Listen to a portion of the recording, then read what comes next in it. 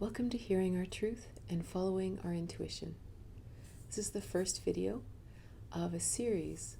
This one's all about why we struggle to hear our truth. Then later we're going to talk about what exactly we're listening to.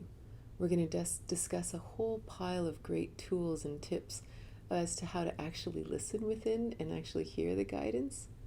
We're going to talk about what this guidance feels like when we are whole and we're able to actually follow this intuition as a way of navigating our life. We're going to talk about how to quiet the mind so we can hear that guidance. We're going to talk about how this plays out when we're actually with other people in relationships. How does that work when we actually want to honor our truth and there's others that have a different sense of things? And then finally, we're going to talk about what it is to truly live as mystics in this world, where we're always listening within and we just follow this all the time, effortlessly. And we're going to talk about what that feels like. So one of the big reasons that we struggle to hear our truth is that we're really not trained to do it. Our society almost wants us to lie. And this sounds really harsh, and yet it's true.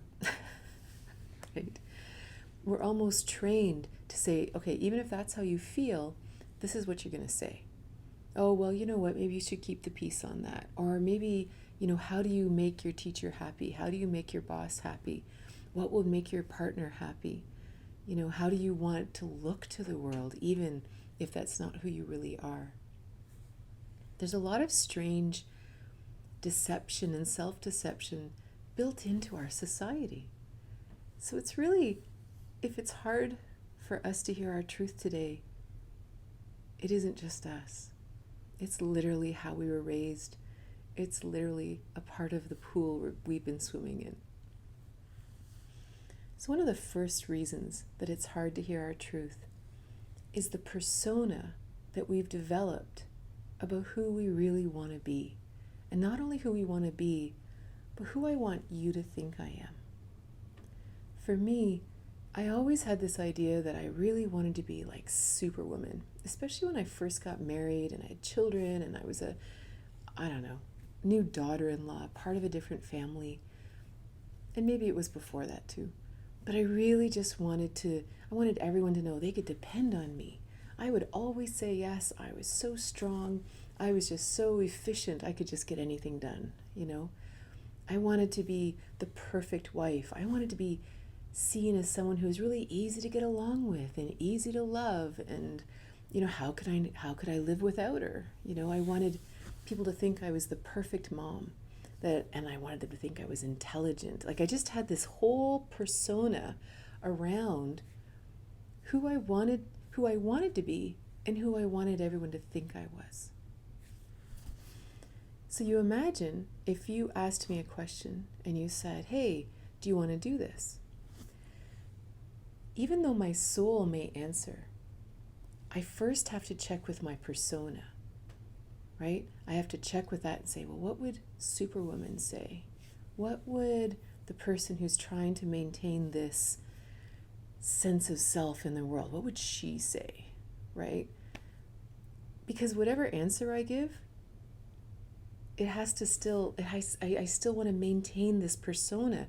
If I'm attached to my persona, that self-image, I'm probably going to lie to you. I'm going to let my persona answer and not my truth. Because the challenge is as we go through life, we actually begin to identify with our persona, with that self-image. It's almost like we think that the person we see in the mirror is actually who we are, and we forget that we're actually this incredible other being that's mostly non-physical and less physical. But we start to think, no, I am this person, I am this person. So it's not that we're intentionally lying to you. We're lying to ourselves too, because there's this massive disconnect between me and what I want you to think of me. So the persona is a really big piece of this.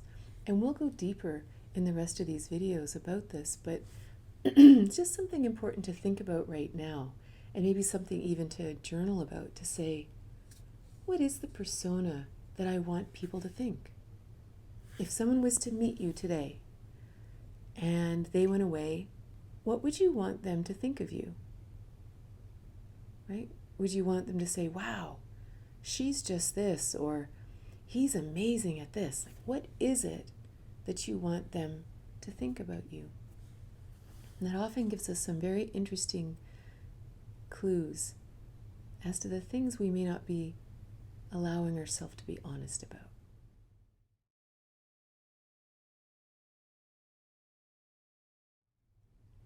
The second big thing that gets in the way of us telling our truth are the expectations of others.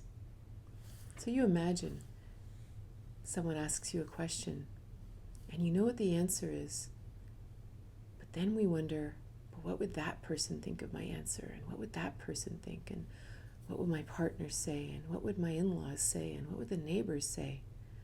We're well wired to be very concerned with the opinions of others. And again, it's not a big deal, except if we perpetually don't listen to our truth because we are playing the crowd all the time, we will lose ourselves. We will completely disengage from our soul's path and kind of start feeling like a ghost just walking through the world, right?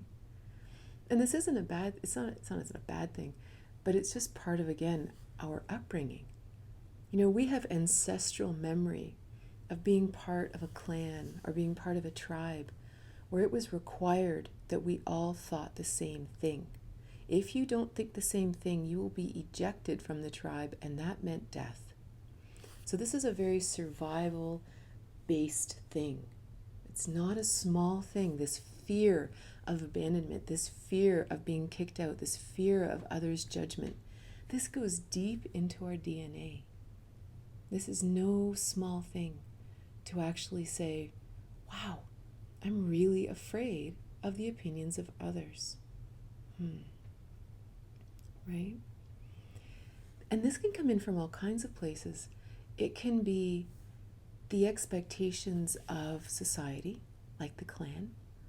It can be the expectations in a relationship, right? I know that when I got married, it was just like I opened up a book that said, here's how to be a perfect wife. I didn't even know that this book existed. I didn't know I had it within me. I was this independent computer programmer in Toronto, and I married a farmer, and I moved to the middle of nowhere. I put a ring on my finger, and suddenly I now had to be the perfect wife. And who I was still was in there somewhere. I know she was. But there was like this spell or this veil or this mediator in between who I really was and this wife I desperately wanted to be. And of course, even that goes deeper, right? You know, I wanted to be loved. I wanted to be married. I wanted to have a happy marriage. I had so many visions in my mind of this perfect experience of marriage and life and love and intimacy and children and, you know, just with that Snow White, you know, with all the little birds singing all around your head, right? This was the vision I had. So, you know, whatever my husband wanted, well, I wanted to be easygoing, right? I wanted to get along. And I wanted him to be happy. I wanted him to love me. I wanted him to cherish me. So yeah, his expectations of me definitely guided whatever truth I allowed myself to even experience.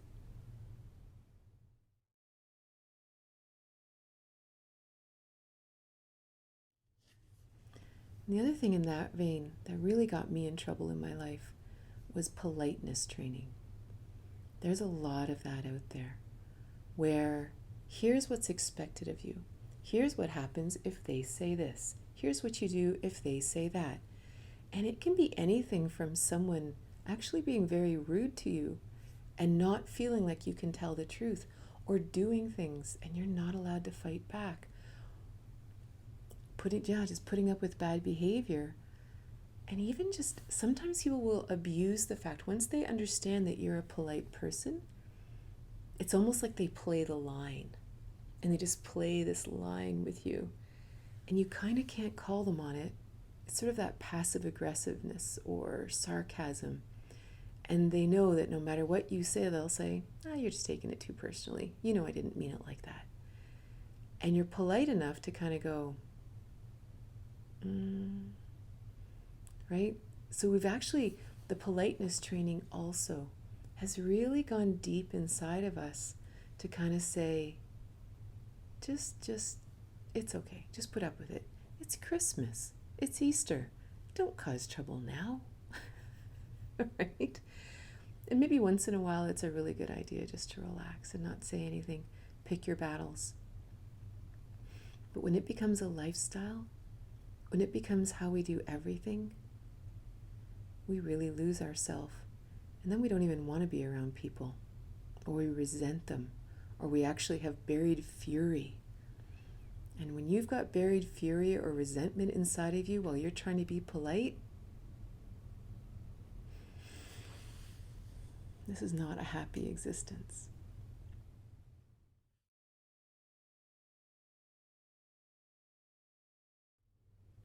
So the next one is the fear of the opinions of others.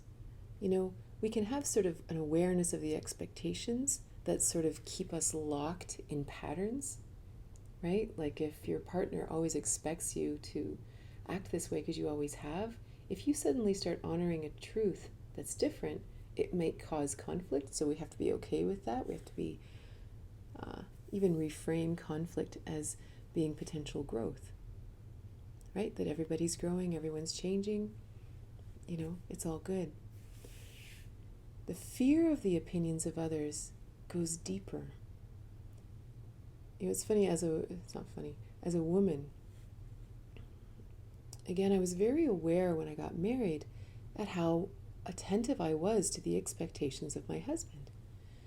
But it seemed to go deeper than that. And again, I don't even know that this is me in this lifetime, as much as it's maybe DNA from my mom, my grandmother, who knows, or even just a societal whisper that sits inside of me that historically, like 100 years ago, just over 100 years ago, women weren't even persons in North America. I mean, there's places in the world right now that they're still not.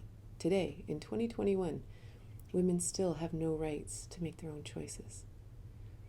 And even in North America, it's only been 100 years that we were considered persons who could vote, who could work, who could have their own bank account, who could have their own credit card. And now we're going back even less than 50 years. So there was no independence for women. And this goes into all genders, but just from my perspective. And this was very interesting because you actually feared upsetting your partner.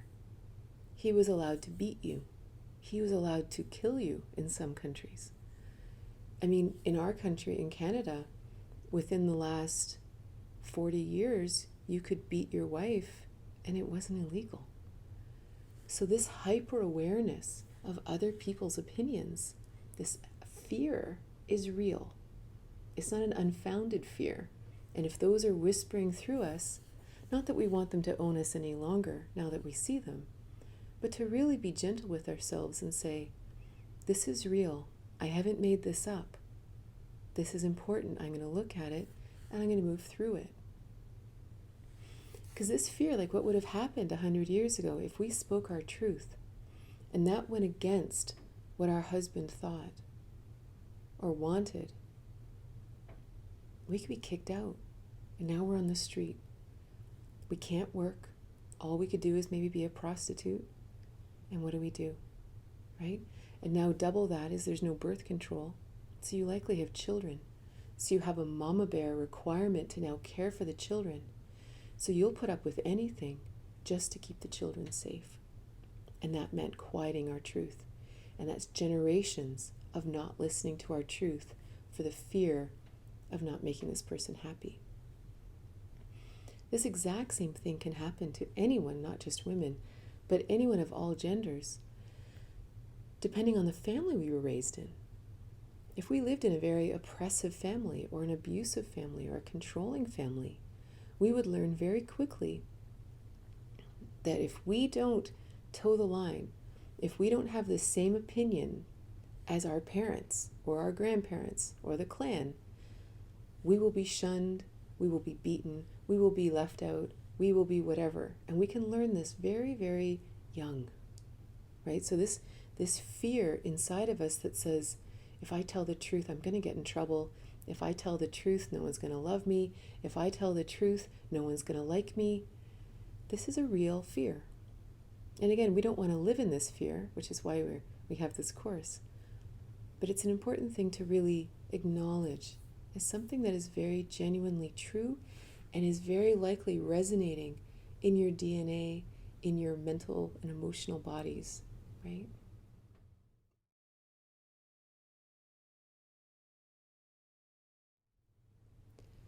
And along with this goes the fear of repercussions.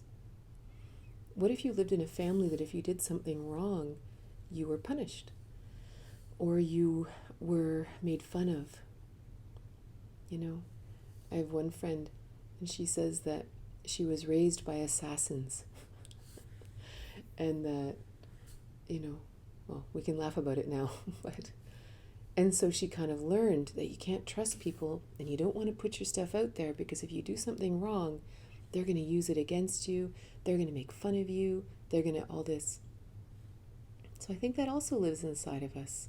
This fear of looking stupid. I don't even like using that word, but of looking, I don't know, being up for judgment around other people. Or what if we simply are afraid to make the wrong choice? Because we take this very seriously in the world, must make the right choice all the time. When my kids were little, there was this cartoon called The Magic School Bus. And the teacher was Miss Frizzle, and she had this crazy red hair and wild earrings, and they would go on these adventures. And one of her mantras was, let's get out there and get dirty, get messy, let's discover something. So this fear of following our truth and not worrying about whether it's the right thing, wrong thing, not that. It's just, this is my truth. This is my adventure. This is what I choose to do. It's a big deal to get over that fear.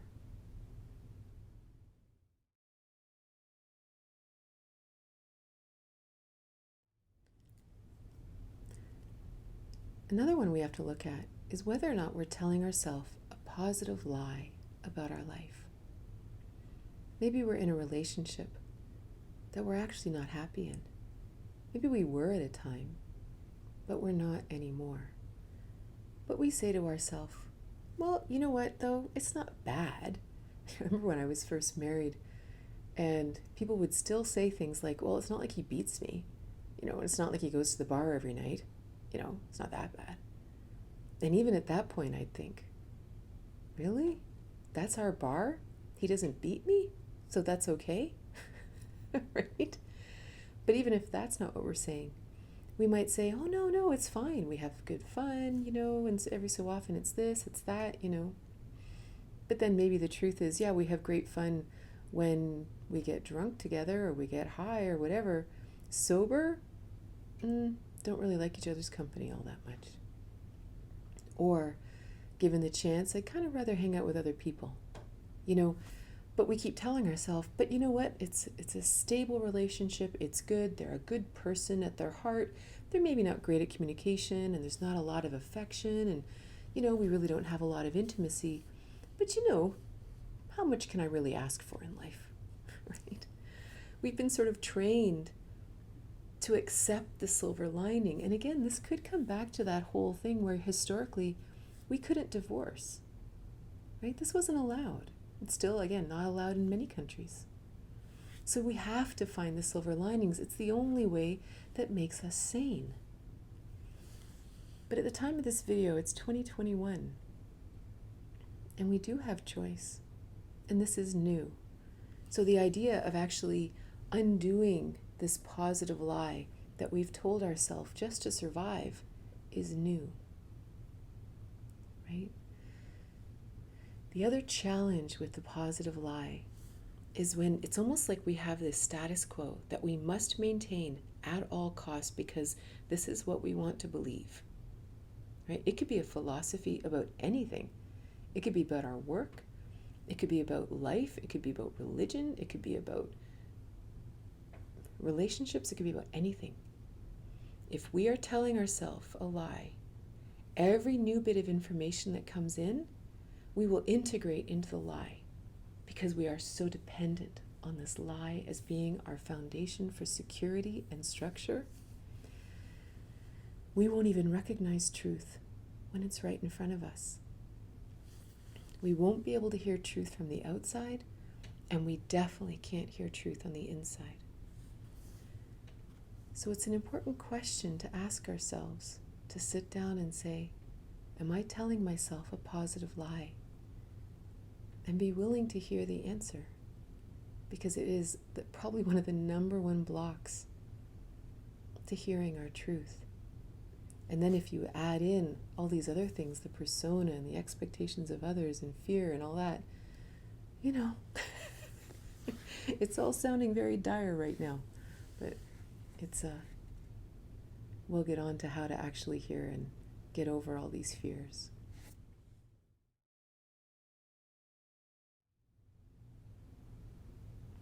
So the last thing I want to mention about these things that make it so hard to hear our truth is that sometimes we don't like the truth. We don't want that to be true.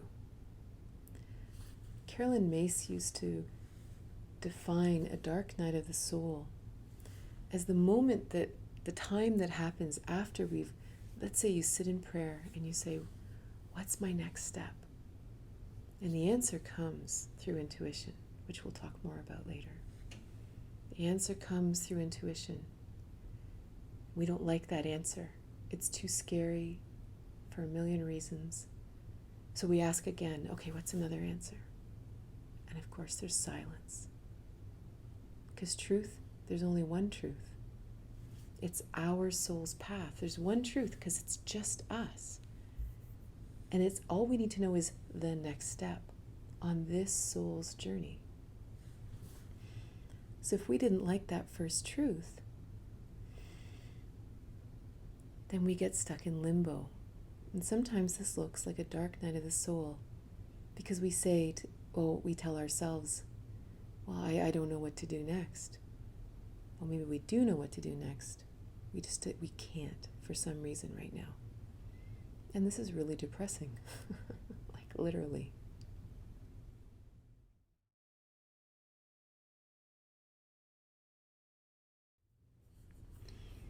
My journey of following this truth within began in 1999. I was married for about 6 years at this time. I had 2 little children, and I had lumps growing in my breast. And my mom had just died of breast cancer a few years before that. And I didn't really know what to do. And a man came into my life, my first teacher. His name was Jim. And he helped me understand, because it wasn't just my mom. Her mom had died of cancer, and her mom, it was definitely a legacy. And I was only 29 years old, and I had a daughter, and I really didn't want this to continue. So he really helped me go inside and unpack what was really killing all the women in my family. So through this journey with him, one night, there was a real turning point, because at this point, I had done all the things, everything I've talked about here. I had this persona of superwoman. I had to be this way. I was a people pleaser to my core. So the opinions of other people, the expectations of other people were so, so important. I'd been telling myself so many lies about how happy I was and how not happy. But to me, I thought I was just being optimistic. I thought I was just being hopeful about the world and just, what you think about expands, and this is what I want, so here's where I want to move into. I really didn't think I was doing anything wrong. But one thing I discovered through my time when I was sick was that I was actually very depressed, even to the point of despair, because the depression happened because I really wasn't living my truth, and I really wasn't that happy. The despair came because I didn't think I could ever change it. I didn't see a way out. And luckily, my body manifested illness, and I went on a healing journey. One night in that time, maybe a month into my time working with Jim, I was going to bed, and my husband was already in bed, snoring. And I sat down on the side of the bed, and all of a sudden this knowing came through my body. And I knew that I was going to die. I knew that I was going to lay down, and I wasn't going to wake up. And I wasn't afraid. It was just sort of like I had heard a story of a native elder who, not afraid of death, kind of knew it was just a transition into some other reality or sense of self. So he just would put his affairs in order and walk out to the sacred stone, close his eyes, and pass on to the next world. And that's really what it first felt like, was just this knowing. But then I laid down, and I started crying, and I was like, I don't want to die, I don't want to die, I don't want to die, I don't want to die. And this voice came to me, and it said, choose. And then I started arguing with the voice, saying, what? Choose? And then eventually, I argued and argued and argued, and then finally the voice said, it's up to you. And I really thought about it as to what I wanted to do. And that was my turning point. The lies fell apart, because I realized in that moment that, wow, girl, you are really, really lying to yourself about how happy you are. When given the choice, or given the chance, I had an opportunity to slip out the back door, and I almost took it. And that was shocking to me. The idea that I would leave my young children, my husband, my life, my family. That was like a wrecking ball through all the structures, the persona, the expectations, everything. It just blew through it and just really made me wake up to say, wake up. It's time to start living your life. And at that point, I was actually able, I think, to hear Jim better. I wrote a book all about this story called What If You Could Skip the Cancer? And in the research for that book, I discovered a psychologist named Rollo May. And he used to talk about the importance of the I am moment. That if we have any kind of psychological issue or healing problem or physical ailment, sometimes if it's coming from the psyche, if it's coming from within, nothing we do will ever help if we have not had that I am moment, that I matter, that you matter. If that hasn't happened, it doesn't matter how much we meditate, it doesn't matter what medications we take, it doesn't matter what happens. It's almost like the I am moment is that place, it's the foundation of our crystallization as a human being. And if that hasn't happened, everything we do just washes through, and we just keep giving excuses for why I can't honor my truth. But when that I am moment comes, everything changes. And that's what happened to me that night. That I am moment happened. I thought, wow, you're really playing with fire here, Katrina. You better start listening. And that really became the journey. And we'll talk a lot more about that in subsequent videos, about how to really hear that within and live that way. Because why else are we here, right? Why am I here if I'm not, I don't know how to say that, I am not. If I am not, then why am I here, right? But as soon as I had that moment, and as soon as we have that, suddenly, every bit of information that comes in it matters, and we do check in with our soul. We don't check in with our persona first. We check in with our soul and we say, that doesn't feel right to me. Or, oh, that really feels right to me. And everything changes. And we actually begin to truly exist.